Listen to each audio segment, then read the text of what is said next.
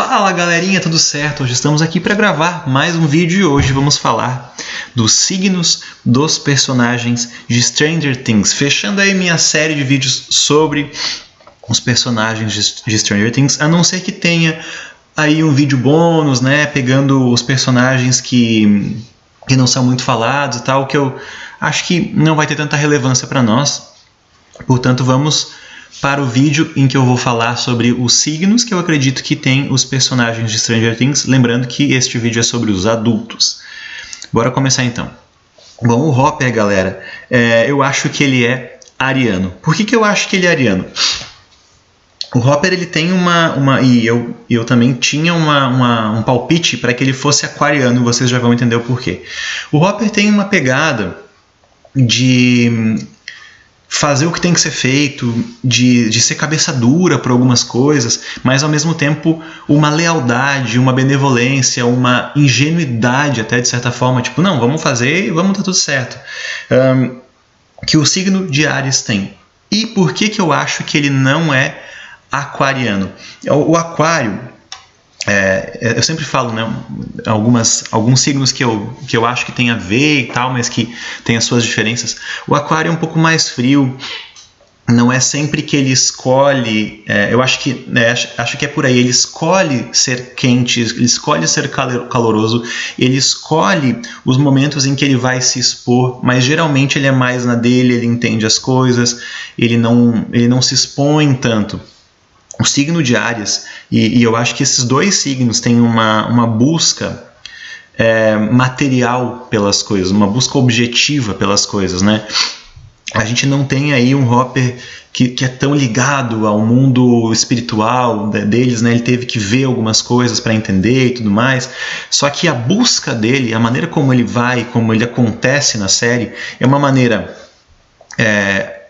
explosiva, intensa, leal, corajosa, brava, guerreira, né? Então, por esses atributos que ele tem, eu acredito que ele seja ariano, tá? O arquétipo que eu consegui chegar, que foi o signo de Áries, mas tinha alguns elementos aí do signo de Aquário que eu não acho que seja tão considerável para nós, por isso então que eu fui para o signo de Áries. Agora vamos para Joyce, né? Joyce Byers. Cara, eu gosto muito da Winona Ryder, né? Eu gosto dela em outros papéis também. Eu acho que eu gosto da atuação dela. E nesse papel em específico, ela tem uma pegada meio doidinha. Ela tem uma pegada parece meio esquecida em alguns momentos, relapsa em outros e tal. O que me fez chegar no signo de Peixes. Mas tem um porém. Ela atravessou o mundo, alerta de spoilers, ela atravessou o mundo para chegar onde ela queria. Ela botou algo na cabeça e não é nem só na questão da quarta temporada. Vamos voltar um pouquinho e lembrar o que eu sempre falo aqui para nós, que os signos que na minha visão têm mais ligação com o mundo espiritual são os signos de Câncer, Escorpião e Peixes, tá certo? Por que eu digo isso? Na minha visão, eles são do elemento água e eles têm uma ligação espiritual, cada um de uma certa forma. E por que eu não acho que a Joyce é de Peixes? Eu acho então que a Joyce é de Escorpião. Né? Ela tem elementos piscianos, mas eu acho que de fato ela é de Escorpião. Né? Essa é uma personagem que eu não preciso nem fazer esforço.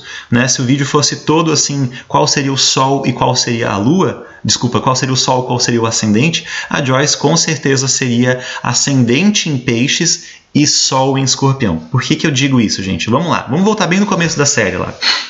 Lembra que as luzes piscavam, que a gente não sabia direito como que era essa ligação com o mundo invertido, como que poderia se conectar com o mundo invertido, como que eram as mensagens passadas? Quem que ficou observando isso, mesmo que todo mundo falasse, cara, tu tá doido, tu tá... Isso é coisa de escorpiano, cara. Isso é coisa de escorpiano. Eu percebi isso. Peraí.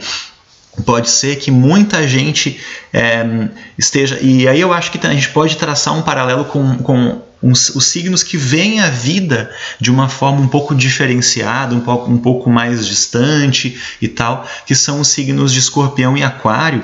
Porém, tem uma coisa muito interessante. O Aquário, eu acho que ele tem uma visão que é assim... é importante para o todo, é importante para o social, e as pessoas avaliam isso como algo interessante, esse processo final. Então eu vou buscar. O escorpião não tem necessariamente isso, né? É algo que ela acreditava, é algo que ela percebia e poderia sim ser uma loucura, mas ela foi atrás, ela encasquetou com aquela ideia e foi atrás. Por que eu não acho que... E isso também é uma característica do signo de Áries, né? Colocar na cabeça aí, né? E fazer como o Hopper é. Mas por que eu não acho que ela seja assim... A Joyce é mais introspectiva, ela tem momentos mais introspectivos, ela tem momentos mais assim de... deixa eu perceber e tal. Né? E se eu não me engano, a Winona Ryder também é escorpiana, né? Se vocês me acompanham e conhecem meu canal, vocês sabem que eu tenho uma ligação de perceber aí, através das análises que o signo da pessoa tem muito a ver com os personagens que ela interpreta. Né? Então eu acredito também, né, por todas essas convergências que ela é escorpiana. Voltando aí para a questão da 4ª temporada em si, mais uma vez, ela botou na cabeça, ela acreditava numa ideia, ela acreditava numa esperança, ela tinha uma esperança, uma fé de que o Hopper estava vivo, de que tinha aquilo, e ela foi atrás, ela fez e aconteceu. E aí depois a gente vai chegar à conclusão, né, depois mais pra frente, e vamos falar deste personagem que foi com ela, que é um personagem que eu admiro muito, tá certo? Mas então, na minha visão, o signo da Joyce é Escorpião. Vamos lá. Agora vamos para o Bob. Cara, o Bob é um personagem mais antigo, né? Que ficou lá para trás nas outras temporadas, se eu não me engano, na 2ª ou na 3ª, não sei quando que foi que ele sai da série. Mas eu acho fundamental falar dele porque ele fez uma participação interessante, né? Uma participação considerável para nós aqui. E quais são os signos que eu chego para ele? Eu chego em 2 signos, eu estou um pouco em dúvida. O signo de Peixes e o signo de Câncer. Por que eu digo isso? Né? Tanto o signo de Peixes como o signo de Câncer, eles têm uma questão de dar suporte. E eu acho que nenhum personagem, lógico, antes de ter a questão do Hopper, mas o Hopper é uma outra ligação. Né? Apesar de ter uma ligação de casal, o Hopper era uma outra ligação. É uma coisa assim, mais eu sou um líder, né? Eu faço as coisas, né? Às vezes até ficou meio contra as coisas que a Joyce acreditava, incrédulo. E o Bob, eu acho que tem uma coisa doce na completude entre o casal. Eu só quero deixar claro, gente, uma coisa bem interessante, que nesta imagem aqui, por que eu trouxe essa imagem? Porque várias imagens que eu busquei na internet tinham o Bob e a Joyce, o Bob e alguém. Dificilmente tinha o Bob sozinho, né? Então, por isso que eu vejo que ele é um personagem de suporte. Só que tem um outro elemento. Eu acho que o motivador do Bob é a família. E a família que ele encontrou longe da família de origem. Certo? Porque ele constrói uma relação com a Joyce, os filhos dela passam a ser filhos dele também, a família dela, a organização dela, os amigos dela passam a ser também a família dele. E na prática, gente, na observação, qual é o signo que a gente tem isso? A gente tem ele saindo da família de origem e fazendo uma família com pessoas que ele encontra na vida. É o signo de Câncer. Vocês podem me dizer assim, Câncer é o signo do paizão, Câncer é o signo disso e aquilo. Eu acho que pode ser um pouco mais o Capricórnio em relação à família de origem. Muito embora isso não esteja escrito, mas o que eu vejo na vida prática, o que eu vejo nas minhas observações, quando eu faço mapa, enfim, né, eu vejo o Capricórnio ser mais assim. E o signo de Câncer, não, ele busca uma família fora do ninho, fora dos filhos. É lógico que ele sempre vai ter uma relação com a família, mas a impressão que eu tenho é que ele conquista intimidade com elementos, com pessoas que não são da sua família de origem. Então, por este motivo, o Bob não é pisciano, e sim canceriano.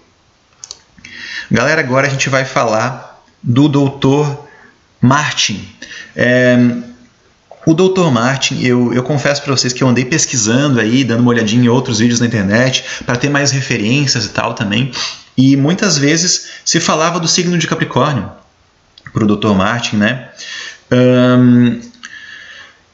E eu discordo.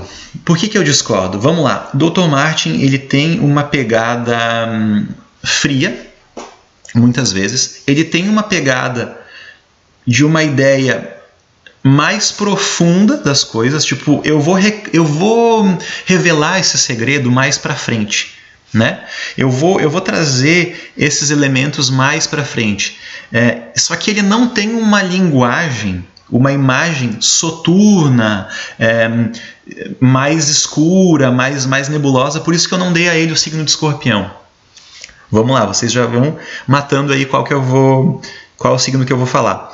Outro elemento, gente, é que ele tem uma ligação muito profunda com essas tecnologias. Ele tem uma ligação muito profunda com a ciência. Então, ligação profunda com a ciência, ligação profunda com as tecnologias, com essa coisa do cientista, né? Só que quando a gente vai para essa linha, a gente chega, né, provavelmente nos signos do ar, Gêmeos, Libra e Aquário. Vamos lá. Gêmeos, o Dr. Martin é falador, é simples, se relaciona com qualquer pessoa? Não, ele não é assim. Libra. O Dr. Martin, ele é um cara que é muito macio, é muito sensível, é muito assim, carismático, tem um apelo que as pessoas gostam dele? Não tem, né? Qual o signo do ar que sobrou? Aquário. E olha só o valor desse aquariano. Na quarta temporada a gente vai entender os momentos pelos quais ele quer que a 11 passe por algumas experiências, os momentos pelos quais ele quer revelar algumas coisas, né? Ele tem uma grande ligação com desenvolver os poderes da ON, né? Trazer uma profundidade, trazer do campo inconsciente coisas que ela esqueceu, que o inconsciente dela fez com que ela apagasse da memória.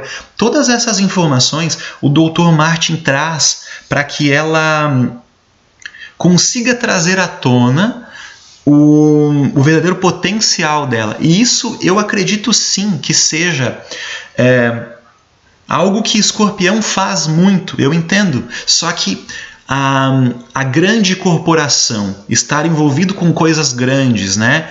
Mesmo que de certa forma oculta, mas tinha uma grande corporação. Aquário, Escorpião dificilmente trabalha com muita gente, com muitas pessoas, com organizações. Vamos lá.